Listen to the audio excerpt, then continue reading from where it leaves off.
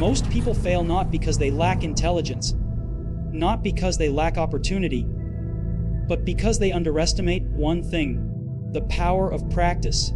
Today, I'm going to reveal the darkest power lessons I learned, not from success, but from the endless hours behind closed doors, where practice shaped everything I ever built.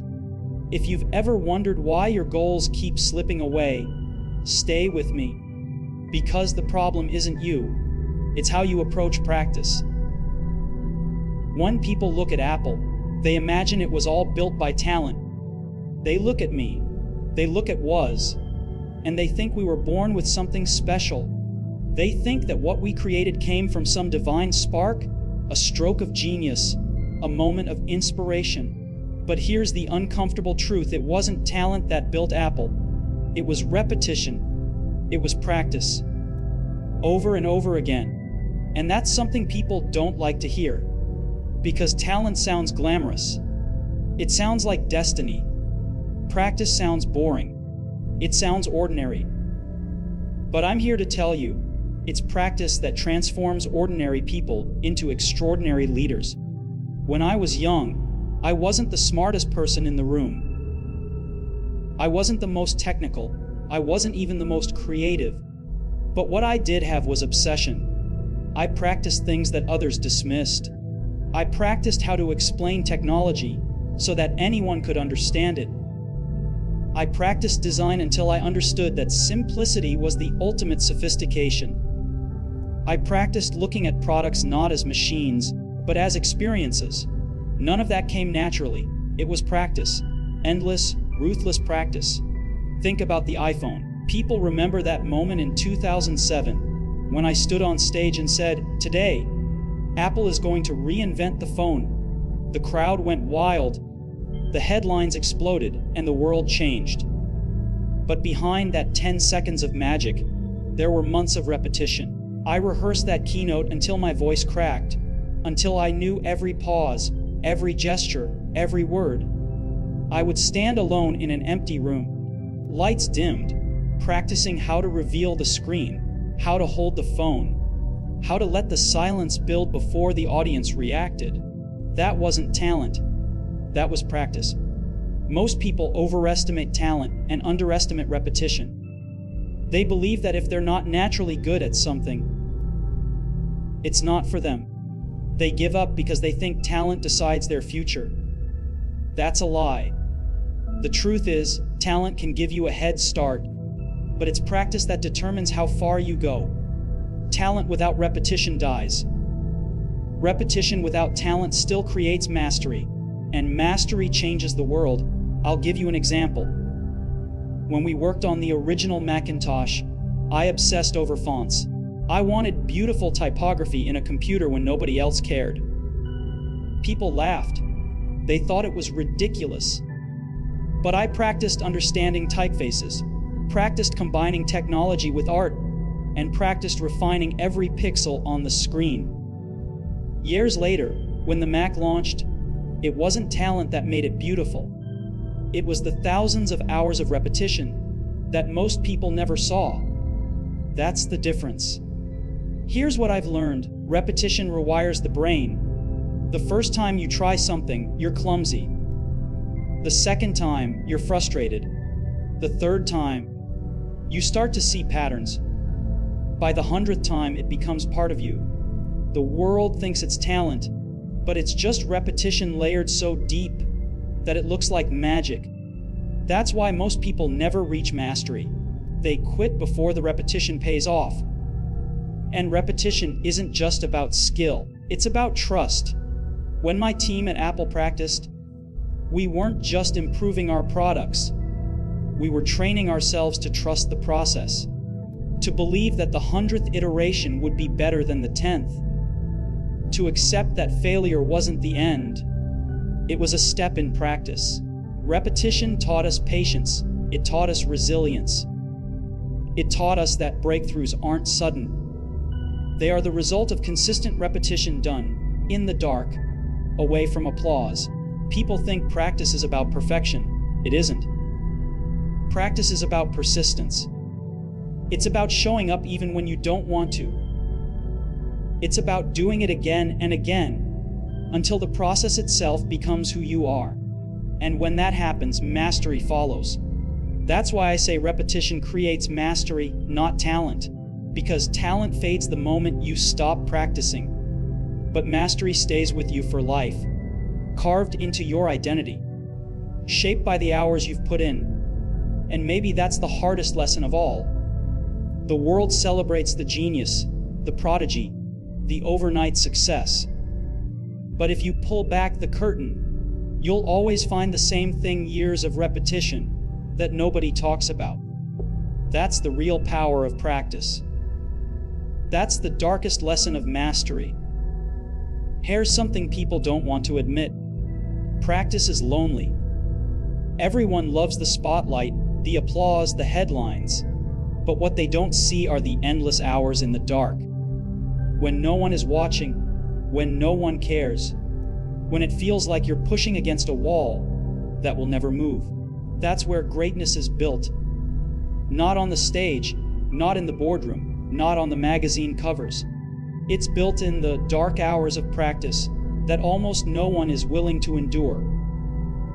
When I was preparing for the first Macintosh launch, I would stay up all night rehearsing. The lights in the Apple building would be off, the hallways empty, and I'd still be in a room alone, practicing how to reveal the screen, how to time the demos so they didn't crash, how to hold the silence just long enough for people to feel the weight of what they were seeing.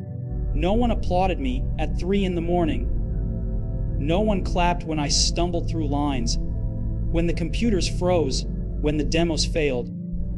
It was just me, my frustration, and the choice to either quit or keep practicing. Those dark hours, those invisible hours, are what made the world believe in magic when the curtain finally rose. That's the darkest power lesson about practice. The world will only see your success, but you have to live through the pain, the boredom, the frustration that nobody else will share with you.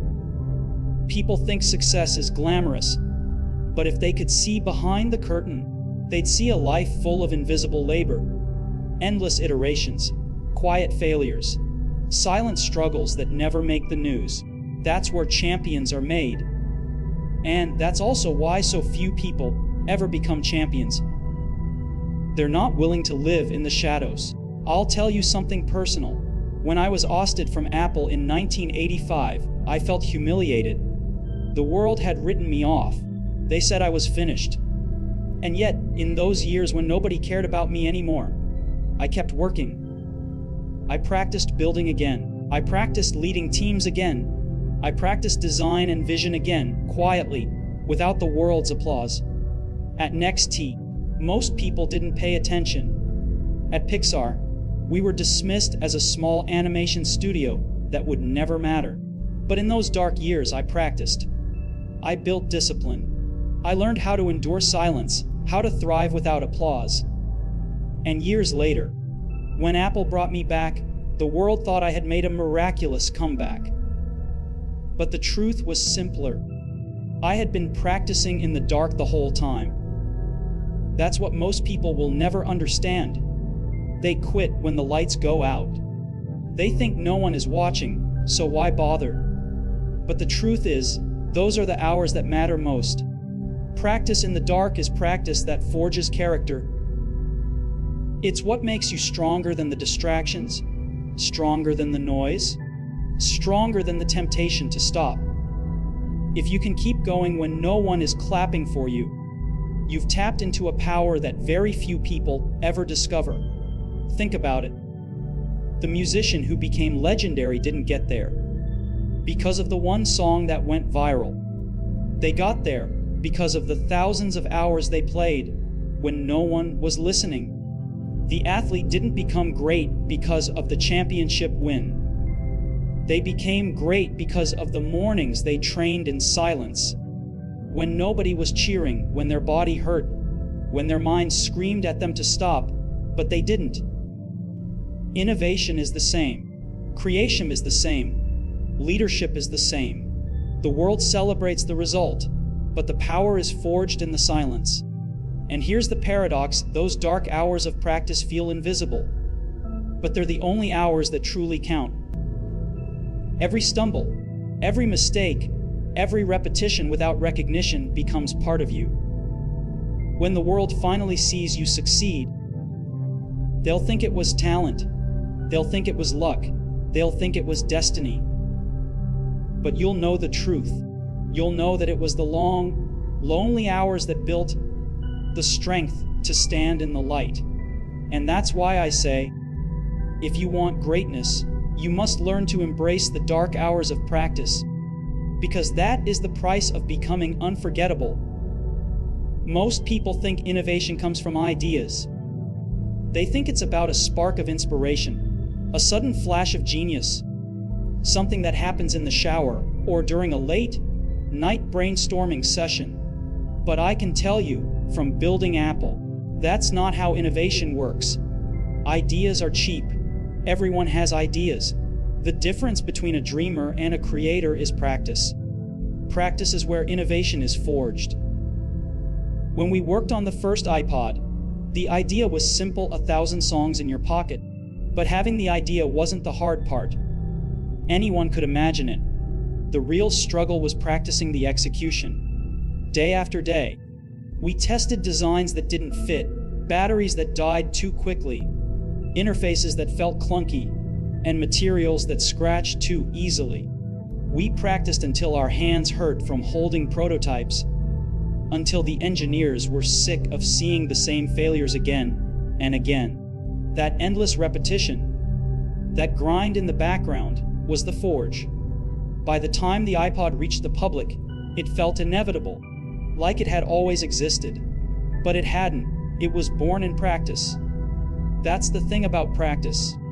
It strips away the illusion that innovation is glamorous. The world sees the final product and thinks it was destiny. They think geniuses just dream things into reality. But what they never see is the workshop, the lab, the countless cycles of testing, failing, refining, starting over. At Apple, we didn't stumble onto breakthrough products by luck. We hammered them out through repetition. Practice was our forge. I remember when we were designing the first Macintosh. People thought I was obsessed with things that didn't matter. Like how the machine would look, how the fonts would appear on screen, how it would feel to take it out of the box. But I didn't want a computer. I wanted an experience. That meant we had to practice every detail, hundreds of prototypes, endless revisions. We practiced until we could look at the Mac and feel that it wasn't just functional. It was beautiful. That didn't come from inspiration. It came from doing it again and again until it was right. And here's the lesson: practice doesn't just make things better, it makes them different. When you repeat something enough times, patterns emerge, mistakes reveal opportunities, and entirely new directions appear that you could never have seen at the beginning. That's why practice is the birthplace of innovation. It doesn't just polish ideas, it transforms them. Think about the iPhone. The original concept was just an iPod with a phone, but through countless hours of practice, reworking interfaces, refining touchscreens, testing gestures, we discovered something entirely new. The product that finally launched wasn't the same as the idea we started with. It was better, far better, because practice had reshaped it. Without repetition, without the grind, the iPhone would have been just another phone with a music player. Instead, it became the device that redefined an entire era. Most people will never understand this. They believe innovation is about being clever. They don't realize it's about endurance. The willingness to fail 1,000 times in practice, to go through the motions again and again when nothing seems to work. That's what unlocks breakthroughs. The magic doesn't happen when you're inspired. The magic happens when you're exhausted, when you've tried everything and failed, and then, suddenly, on the 1,000th attempt, something clicks. That's not luck. That's practice revealing innovation. And this isn't just about technology, It applies to everything: music, art, business, leadership. The world's greatest creators weren't just inspired. They practiced so relentlessly that they stumbled onto discoveries nobody else could see.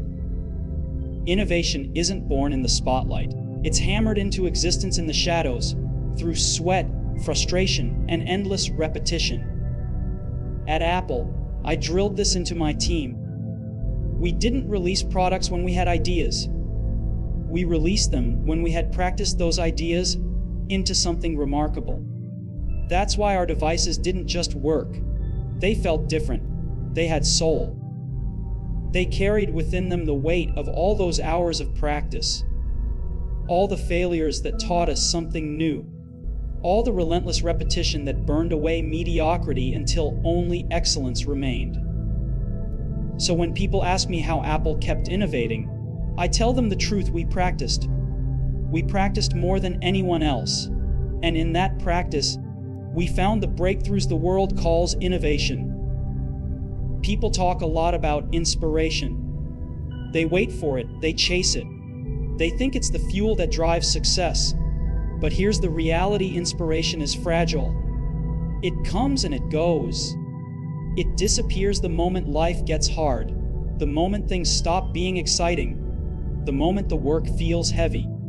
And if you build your life or your business on inspiration alone, you will fail. What matters more than inspiration is discipline. Discipline is what practice teaches you. Discipline is what carries you when inspiration is nowhere to be found. When I was building Apple, there were days I felt inspired, and there were many more days I didn't. Some mornings I woke up exhausted, frustrated, or filled with doubt. Some days, it felt like everything was falling apart, as if the problems were too big to solve. If I had waited for inspiration, Apple would have died in its first year. What kept me going wasn't some romantic notion of passion. It was discipline, the choice to show up and practice even when I didn't want to. Discipline is unglamorous. It's not exciting. It's not flashy. It's not something you can post on a billboard. Discipline is quiet. It's saying, I'm going to do the work again today, even when the work feels endless. It's showing up to practice one more time when your mind is screaming to stop. That's where the power lies. Because motivation fades, but discipline compounds. Every time you show up without inspiration, you're strengthening the muscle that will carry you through the hardest battles of your life. Take the iPhone, for example. People think it was born from a single moment of brilliance. But it wasn't. It was the result of disciplined practice, day after day, iteration after iteration. The team wasn't inspired every morning. They were tired, frustrated, and buried under a mountain of technical problems. But they kept showing up. They practiced discipline, not inspiration. And because of that, we didn't just build a product, we built a revolution. Discipline also changes how you see failure. Inspiration dies the moment you hit a wall. But discipline teaches you that the wall isn't the end. It's part of the process. When the Macintosh failed in some areas, inspiration would have told us to quit.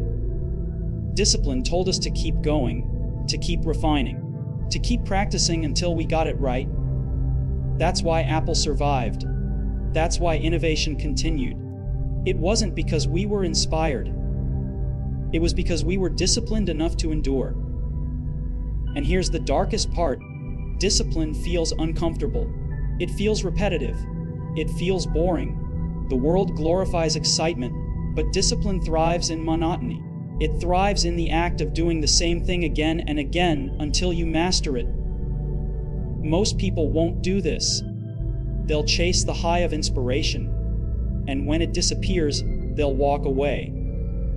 That's why they never reach mastery. That's why they never build something that lasts. I remember practicing for my keynotes. People assumed I loved being on stage, that I was naturally charismatic, that I fed on inspiration. The truth was, I practiced those presentations endlessly. rehearsal after rehearsal until I could deliver every word, every pause, every gesture with precision. Inspiration didn't make those keynotes powerful. Discipline did. And that's why when I finally stood under the lights, it looked effortless. It wasn't effortless. It was discipline disguised as simplicity.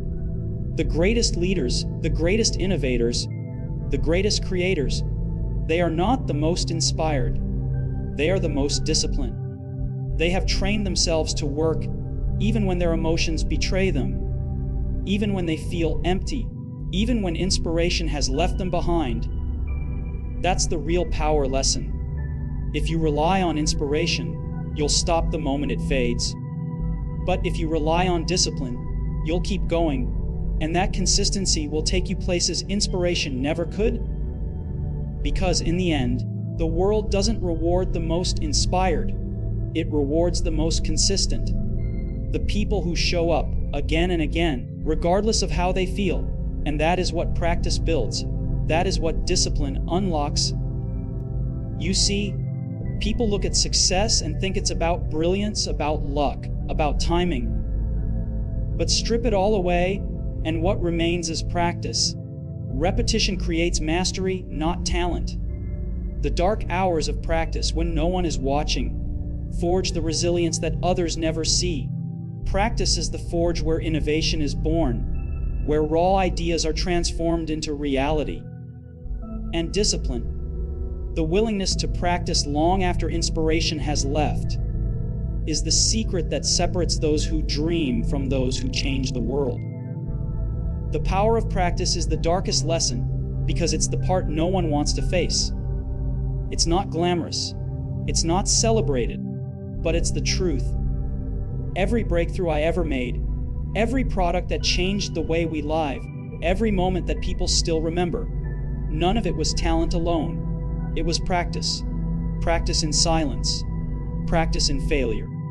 Practice discipline. And that is the real power.